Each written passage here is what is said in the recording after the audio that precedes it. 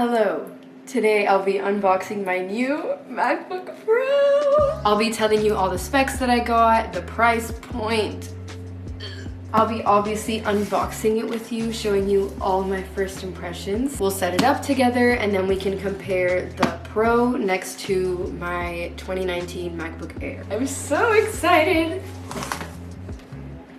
I have had so many problems with the people at Best Buy. If this is not my laptop and this is my diploma, I'm gonna be so pissed off.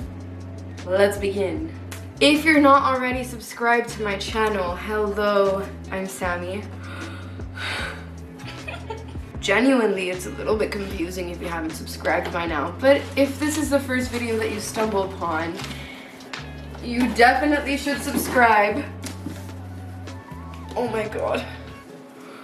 My content isn't all about electronics because I'm not rich like that or sponsored like that, but I can guarantee that with this laptop, my editing, the quality is going to be top tier. So anyway, please subscribe and turn on the notifications because duh. Okay, right away, the box is insane. It's so beautiful. Camera setup exposed. Hopefully these little scissors get the whole job done.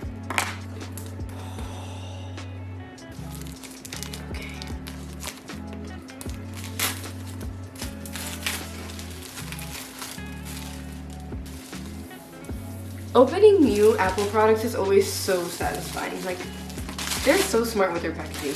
Before I open up this box, let's talk about the specs. To preface these crazy upgrades that I got, I do edit 1 to 2 videos a week on Premiere, and I just joined a grad program for interactive media art, and for our classes we're required to use animating softwares like Cinema 4D, sound design softwares like Ableton, the Adobe Suite like Illustrator, Photoshop, Premiere. So those are some really heavy programs to run, and I was really prioritizing my RAM and my storage because I don't want to spend hours waiting for my projects to export. The way I've done for the past years for all of my YouTube channel videos and all of my personal video projects. She's been through a lot.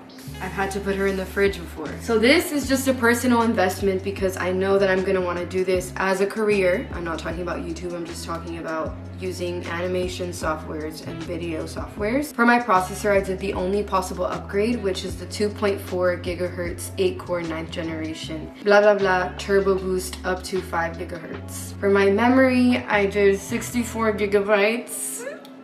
The highest upgrade. But hey, we know that those programs are gonna be running very speedy. For the graphics card, I also upgraded all the way to the AMD Radeon Pro 5600M with 8 gigabytes of HBM2 memory. For storage, I didn't upgrade all the way to 8 terabytes. I did 2 terabytes because I'm sure more advanced fancy laptops are gonna come out in about 5 years. I know I'm gonna wanna upgrade. So realistically, I had to think about how much storage I think I would use in the next upcoming years for all of my projects. But I'm a strong believer in using a hard drive. I think I'm going to continue still using a hard drive on the Pro, even though I'm going to have 2 terabytes of space. Because if there's tons of video footage that doesn't need to be on my laptop and it's just only making it slower, then why have it on there? I'd rather have all of my YouTube content on my 2 terabyte drive so that when it's not plugged in, my laptop can breathe.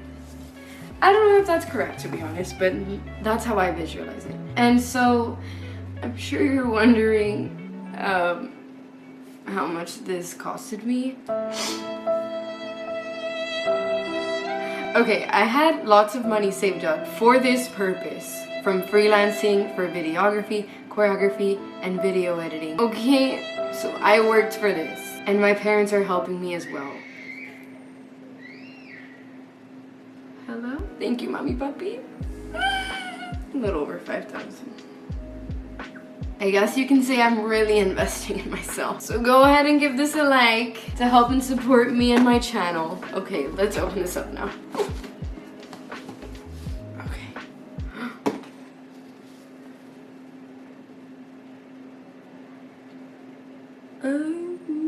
Okay, so I ordered the space gray and I got the regular OG gray. I checked my receipts and it says space gray, but that's okay. This freaking machine is so valuable that at this point, like, I waited so long for this, the color doesn't matter.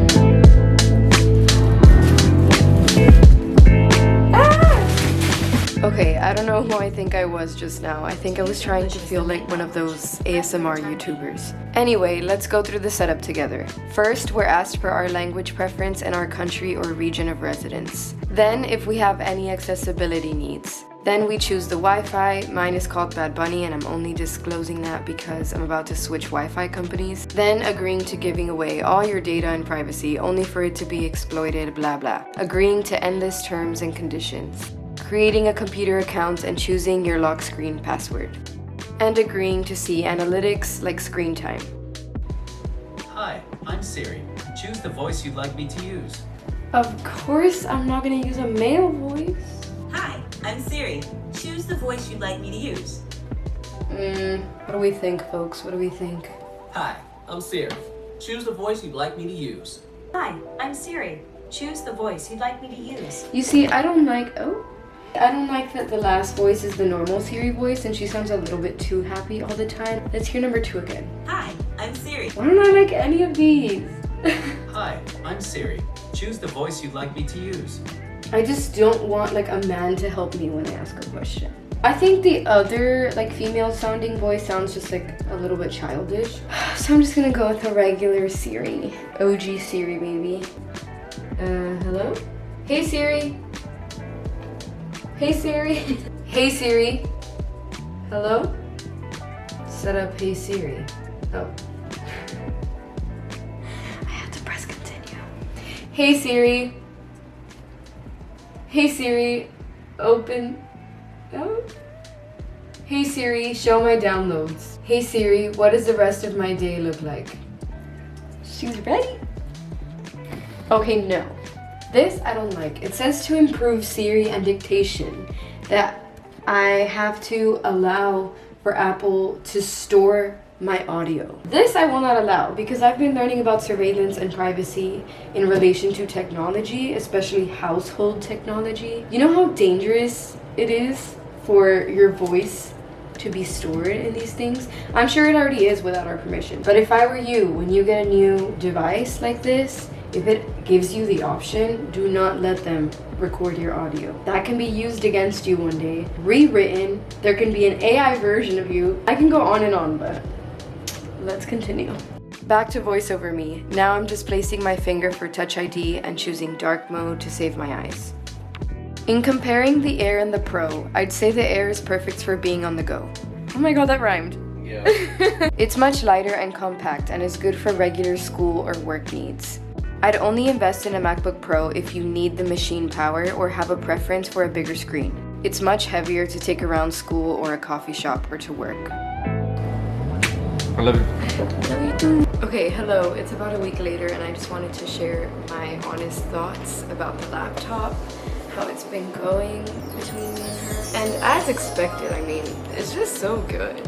It's so good. I edited the whole beginning of this video on Premiere on my new laptop and everything has rendered so much faster. It's been way less laggy. I also just edited the thumbnail for this video on Photoshop for the first time on this laptop because now I actually have enough space to have Photoshop and to work it and for it to not crash every 5 seconds. So that's already been a much better experience. The one problem that I did run into though is that I have the older version of Premiere on my older laptop. So starting a project on this laptop and then continuing on the new one is not a good idea. Another thing is that the battery life is also so much better on the new laptop, obviously, because I'm on Zoom all day. I do like 2 classes a day on Zoom and I used to have to start charging my MacBook Air in the middle of the day. But this laptop has lasted me all day or even a day and a half. Sorry, I'm currently in a Zoom meeting and like my biggest fear is for me to be unmuted randomly and for them to hear me. Anyway, I also started editing a project on Cinema 4D this week and the graphics are so good. Everything looks so crisp. I don't know if it also has to do with the fact that the screen is bigger, but the colors and the shapes, just everything Everything looks amazing. The touch bar is also a really nice addition. I didn't think that it was really necessary. I mean, it's really not. For example, when you're in a Zoom meeting, you can use the touch bar to leave the meeting. It's a smoother way of controlling the volume and the brightness. There's also features on the touch bar when you're editing in Premiere. Switching between windows is easier by using the touch bar. It's not necessary, but it's a cool feature. Overall, if you use Adobe Suite or you're a video editor, an animator, or a graphic designer, I really recommend upgrading to a MacBook Pro. And obviously just getting the upgrades that are necessary for whatever it is that you're gonna do. But I think investing in yourself is really important because I think in the long run, it's gonna be a much smoother experience waiting for my videos to render and export. And that's something that I'm willing to invest in because it's something that I do every single day. That's all for this video. I hope you enjoyed it. Please subscribe to my channel if you haven't already. Turn on the notifications. I'm gonna try and do some more tech reviews if I can start affording it. Like this video, comment, subscribe, notifications, the whole thing. Okay, goodbye. So casually keep diving into concrete, so bittersweet.